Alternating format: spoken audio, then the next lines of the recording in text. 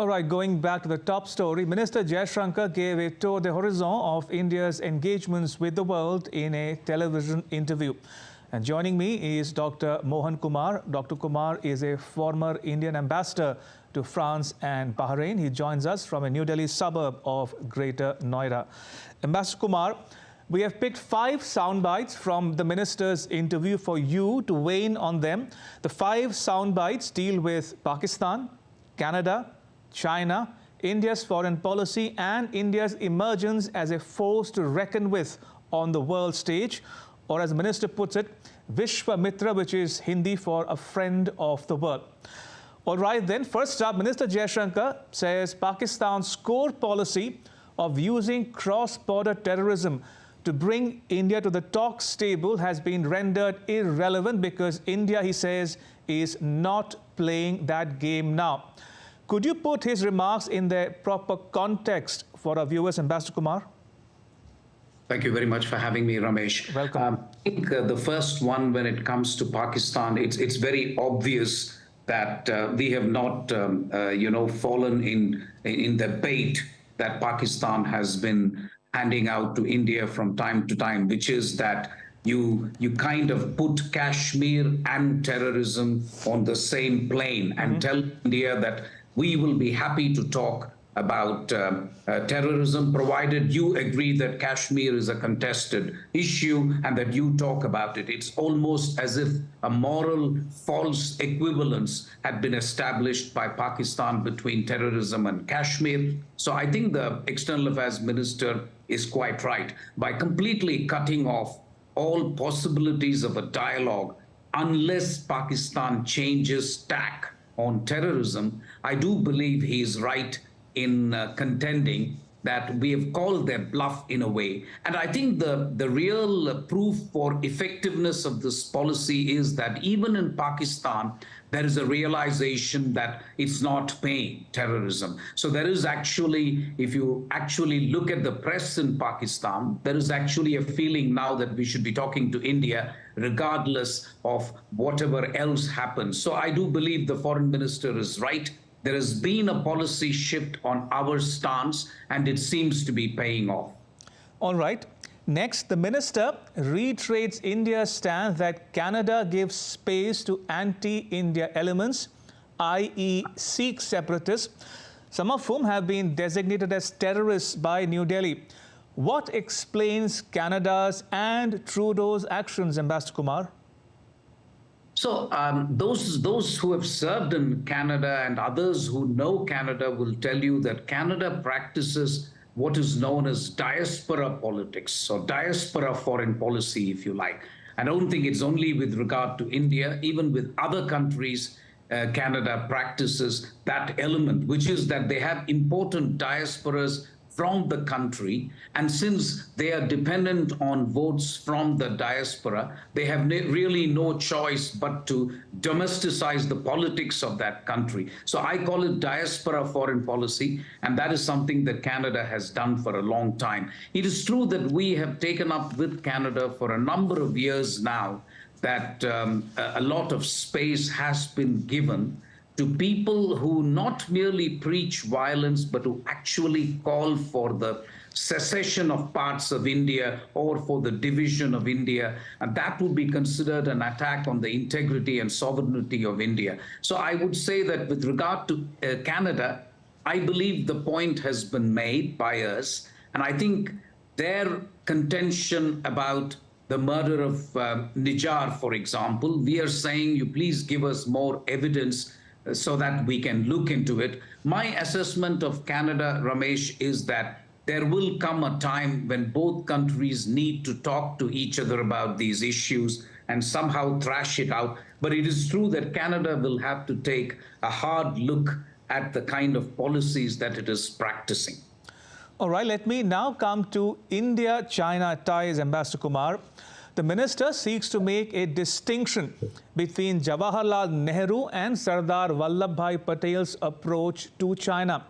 And here I'd like to inform our viewers joining us from around the world that Nehru was India's first Prime Minister and Patel was the country's first Home Minister and Deputy Prime Minister as well. Now, Minister Jaishankar argues that Nehru's approach of romanticism and idealism did India in. He supports Sardar Patel's approach of realism, which India's current Prime Minister Narendra Modi also advocates. The minister also says that the future of India-China ties depends entirely on Beijing. Ambassador Kumar, your thoughts?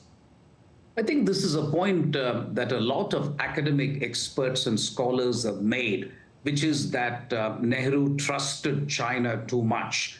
And so there has been that idealistic streak, if you like, in India's China policy. Sardar Vallabhbhai Patel's views have also been very well known. In addition to the minister's points about now India following a policy of realism vis-a-vis China, I would also say that our past policy with regard to China has been based on two assumptions. One, that Asia is big enough for both China and India. Second, the economic ties between India and China will actually make conflict less likely.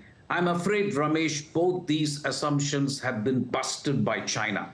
Their assumption is that Asia can have only one hegemon, and that hegemon will be China. Secondly, if you see the way they have acted with regard to United States and with regard to India, the trade ties that they have had with both US and India have not prevented China from actually taking aggressive actions. And especially with regard to India, you know what happened in Ladakh. So the minister is quite right, I believe, in actually saying that from now on, I would say that India has no choice except to actually follow a path of realism, because the little idealism that was there, I think, has now vanished because of China's actions on our border in Ladakh.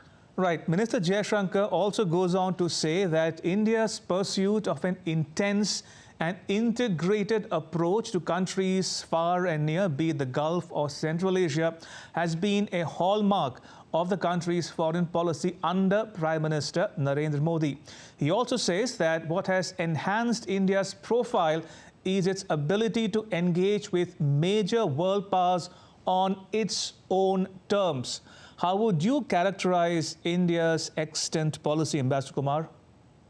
I think what we have done is shown a certain amount of agility and dexterity in foreign policy in terms of engaging all powers all at once. This is not easy. If you take something like the issue of Ukraine, for example, we've been able to maintain and preserve our relationship with the West, which is United States and the rest of the G7 powers. We've maintained our ties with Russia. And you just noticed the recent trip of the External Affairs Minister to Russia and the extraordinary meeting that he had with President Putin. Right. And at the same time, we've also managed to keep our links with the global South. All of this, I think, helped us also conclude a very successful G20 summit. So I would say that, yes, we practiced a policy of multi-alignment, but behind the policy of multi-alignment is, I think, our ability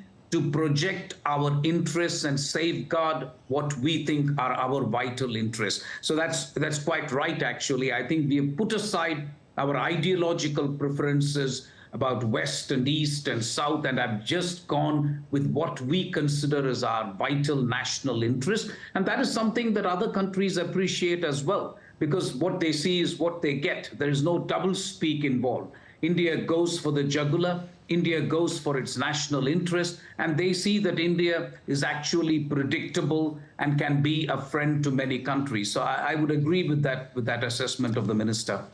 And finally, Ambassador Kumar, India as a Vishwa Mitra or a friend of the world. The world can ignore India at its own peril. Is that what Minister Jaishankar is saying here? I think he is. I have always felt that no global issue of today, whether it is public health, climate change, cybersecurity, or sustainable development goals, can be achieved without India being part of the solution.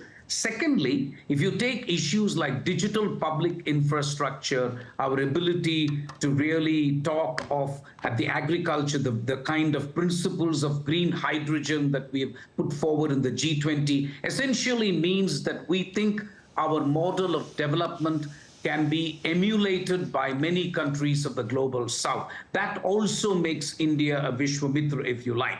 Because what we have, if you can actually put forward a model that works in India, then you can be pretty sure, Ramesh, that it will work in most of the countries of the global south. The fact that India has been able to share the digital public infrastructure, the Aadhaar, the UPI with other countries essentially means that we can actually be a friend of all countries, which essentially means Vishwamitra.